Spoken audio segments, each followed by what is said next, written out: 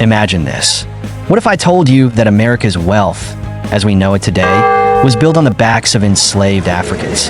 What if I said that industries like tobacco, cotton, and sugar wouldn't have thrived without them? How did slavery help transform entire industries? And who were the real beneficiaries? Stick with us to discover the untold story of how slavery built America's early economy.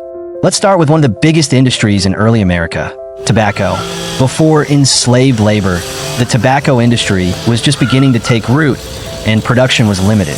The earliest settlers worked with indentured servants and a small group of enslaved Africans. But everything changed when enslaved Africans became the backbone of tobacco cultivation.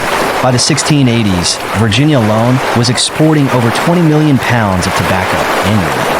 By the mid-1700s, the southern colonies were exporting 100 million pounds of tobacco annually, most of it cultivated by enslaved labor.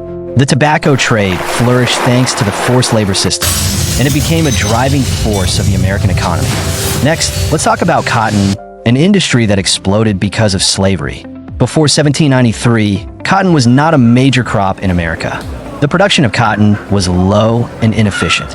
But then came the cotton gin, invented by Eli Whitney in 1793. This invention allowed cotton to be processed more efficiently, and demand skyrocketed.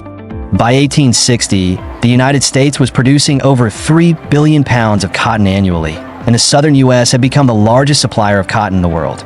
90% of cotton production was dependent on enslaved labor, and it fueled the growth of textile industries across the globe. What about sugar? Sugar production was another key industry that relied on enslaved labor, particularly in the Caribbean colonies and parts of the U.S. South. The brutal conditions on sugar plantations in places like Louisiana and the Caribbean were notorious. Before the trade, sugar production was small-scale. But as more enslaved Africans were transported to these regions, sugar became one of the most lucrative commodities of the 18th and 19th centuries. By the early 1800s, the U.S. alone was producing over 100,000 tons of sugar annually. The Caribbean islands, such as Jamaica and Barbados, became major exporters of sugar, with sugar plantations running on the backs of enslaved Africans. By 1800, nearly 500,000 enslaved individuals worked on sugar plantations in the Caribbean. So, who profited the most from all this? Let's take a look at some of the companies that benefited directly from slavery. The British East India Company. This company benefited from the triangle trade, using enslaved labor to cultivate sugar and tobacco in the Americas, which was shipped to Europe. J.P. Morgan. Though founded after the slave trade, J.P. Morgan's predecessors were involved in financing businesses that relied on slave labor, including textile mills and cotton plantations.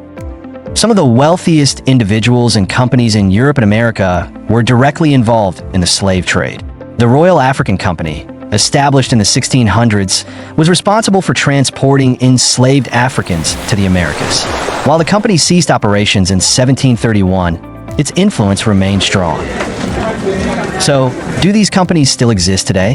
While the Royal African Company is long gone, the legacy of its wealth and influence still resonates in modern multinational companies.